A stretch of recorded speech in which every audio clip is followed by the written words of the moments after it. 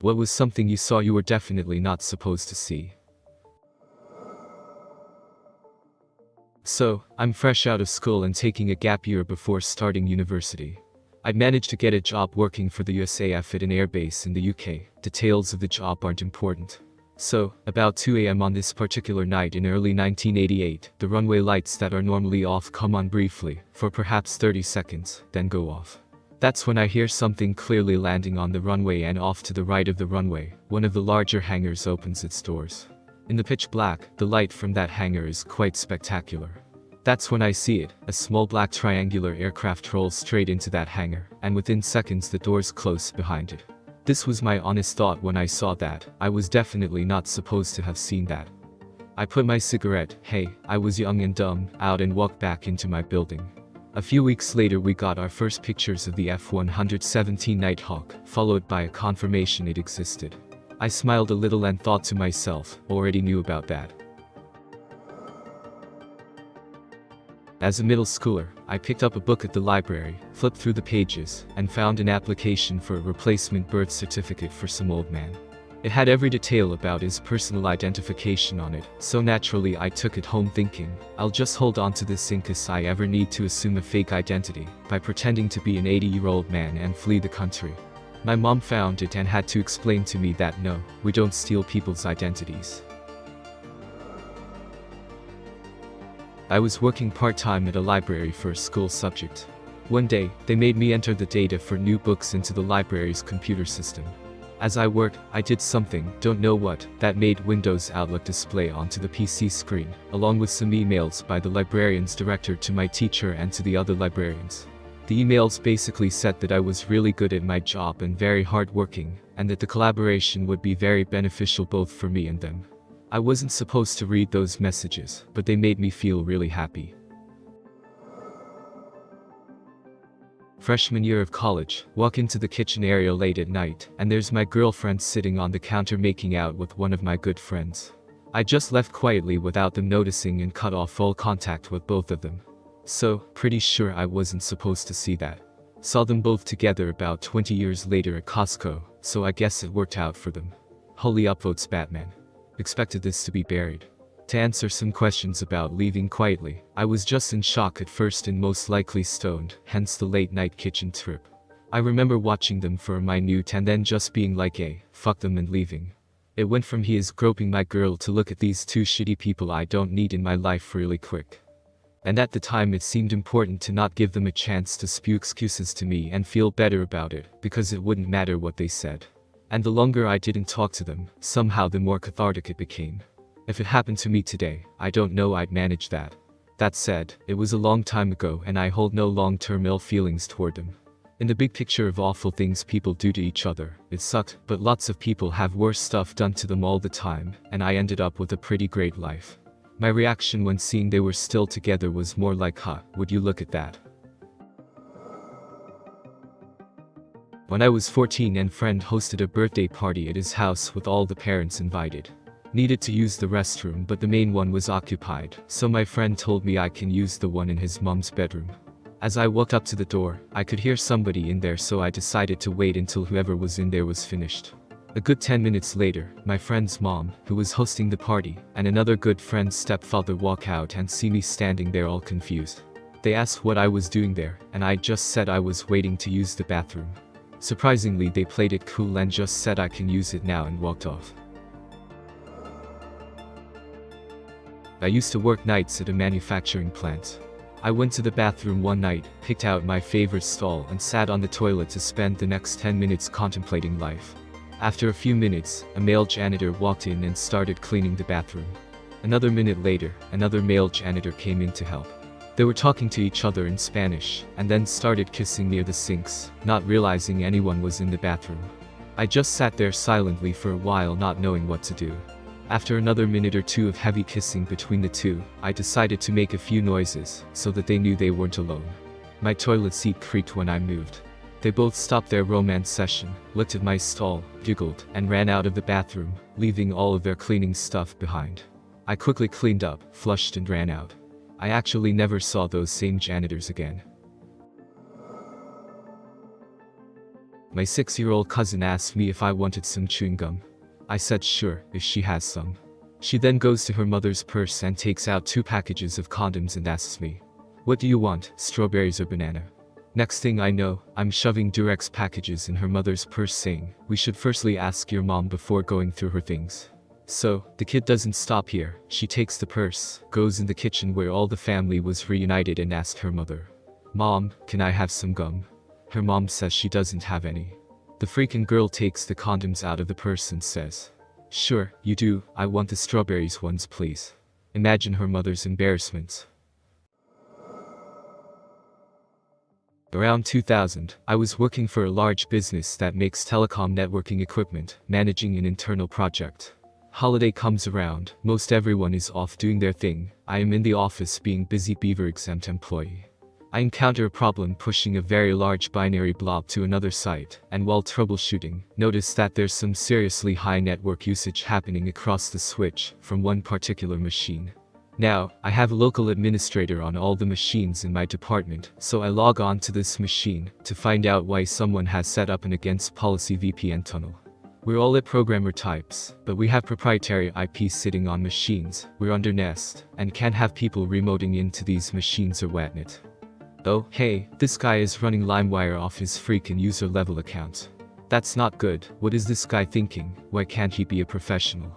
So, we're going to have to write this guy up. Let me just have a look at what pirated music and movies this. Oh Jesus Christ. One of the functions of my job was to carry the boat phone, which had a direct line to an FBI office, because our corporate was pretty big on turning network intrusions into federal cases wherever possible. And if the FBI wanted something, the FBI got it, warrant not required.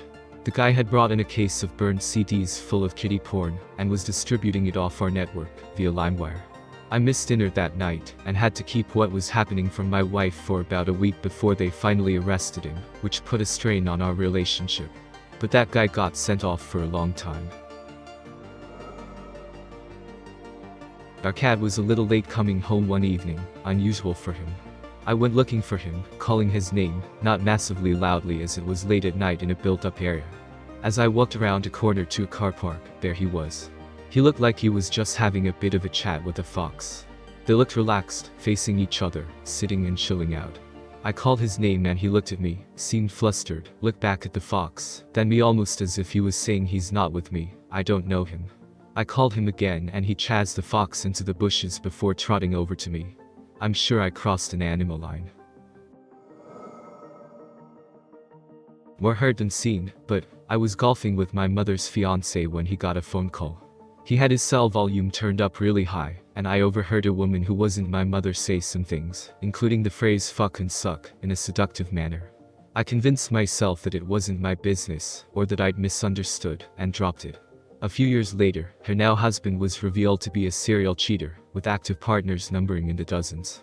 Yes, I still feel like shit. Yes, they're divorced. My dad once handed me his tablet and suggested I look at an e-book or something, while we were sitting around in a theater waiting for a play to start.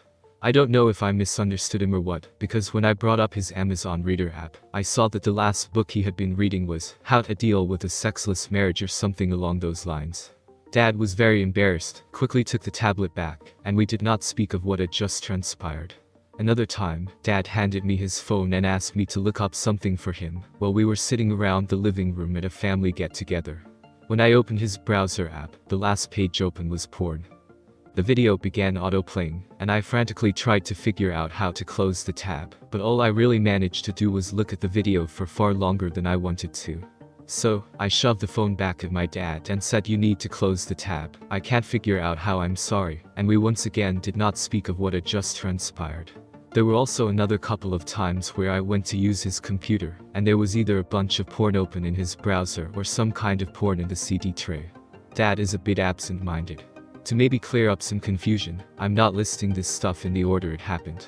First things were running across porn on in his computer while he wasn't around, then the ebook thing, then the porn on his phone. After that, nothing's happened. He's not trying to suggest anything, he's just distractible and forgetful. Went to a co-worker's house to help get the scanner to work, which hasn't worked since her daughter had tried to use it a few days earlier. I tried to load the software, which would hang while trying to connect to the scanner. A quick power cycle of the scanner, and the software loaded. The software defaulted to the recent scan screen. The most recent scan was the genitalia of my co-worker, her daughter, or I suppose it could have been a page from an XXX magazine that just happened to be exactly what you'd see if you were squatting over a scanner.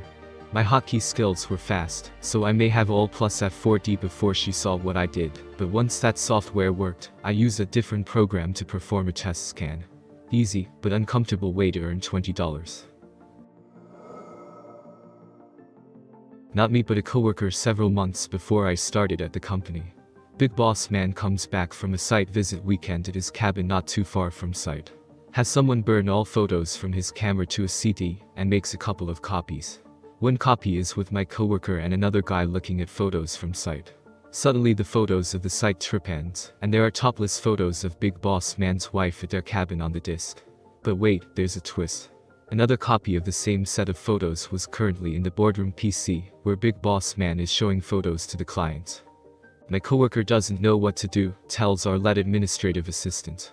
She confidently marches into the boardroom and ejects the disk, interrupting the meeting. Big Boss Man asks, "What are you doing?" She simply says, "There's a problem with the disk," and leaves. Everyone is praising the AA with bigger balls than anyone else.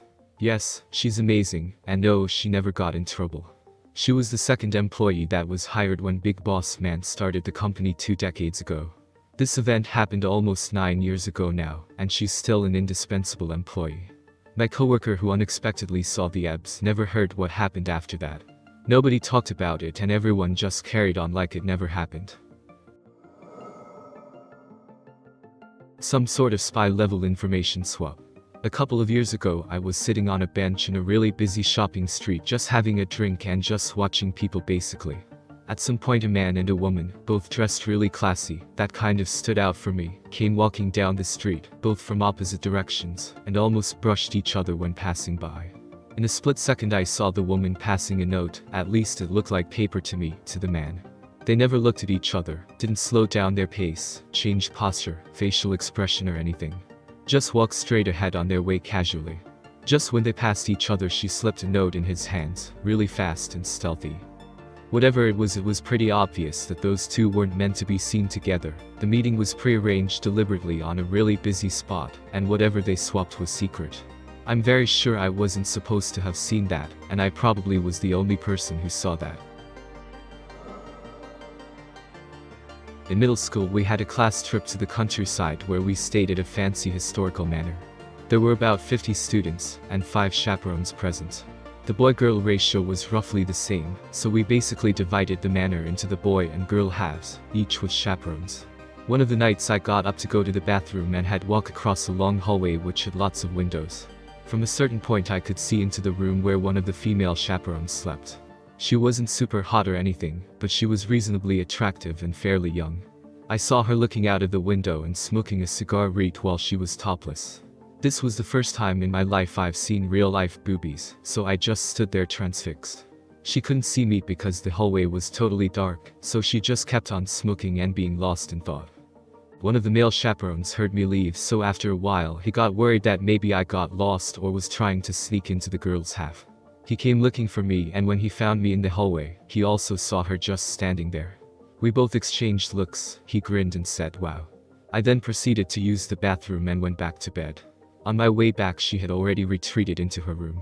Of course, being a middle school boy, I told all my friends the following morning, but at the request of the male chaperone, I left out the part where he also saw her. I became an instant hero and was made to retell the story in extreme detail for days to come.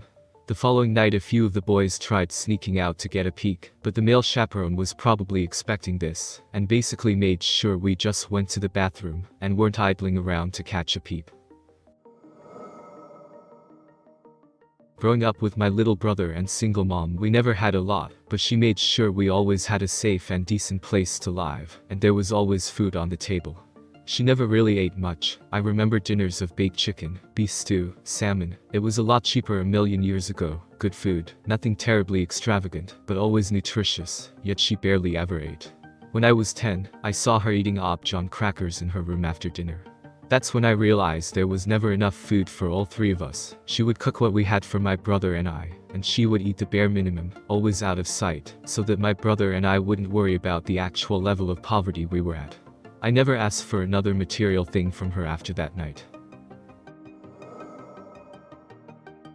I worked at FedEx Express when I was getting my bachelor's degree. Was one of the first people there every morning since I was a handler, and would help unload our giant metal cans off of a semi. Each can be stuffed full of packages. Well, I would set up a scanner in order to scan damaged packages, so our station wouldn't get charged for it, since it was damaged before it arrived. One morning my manager, who was an alcoholic and a pillhead, had me scan these large bags going to the VI. Said it was ink 'cause shit was missing. These bags were closed with a Velcro strap around the top, so they weren't very secured. These giant bags were full of pills, and it never occurred to me that anything was wrong. Well, one morning I arrived a little earlier than normal and was setting stuff up when I heard a tearing sound. It was Velcro coming apart. I didn't think anything about it and kept working. After about 5 minutes I heard a thud and looked up to see that manager come around the corner of the can and place a VI bag back onto the ground and walk off. He didn't notice I was there since I was in between two trucks in the warehouse. After seeing that, it made sense why he wanted me to scan the bags now. The fucker was and had been stealing pain medication out of the veterans' hospital's bags and using them for his own addiction. I brought it up to a coworker that had worked there forever, in which she told me to just ignore it, unless I had hard evidence like a video or actually see him digging in the bag. If I had anything less and accused him of it, I'd surely be fired since HR gave zero shits about its employees and only protected the managers. I used to do a little work after school at a local comic shop. One day after school I was bagging comics when the owner's buddy came in. "Look at these. Came out great." He had a stack of glossy amateur porn, featuring the shop owner, his buddy, and the owner's wife fucking. He laid them out all over the counter, and they started pawing through the stack excitedly. From what I could see, it looked like the three of them enjoyed one another's company equally and vigorously. Then they noticed I was there. I got sent home early with a stack of free comics.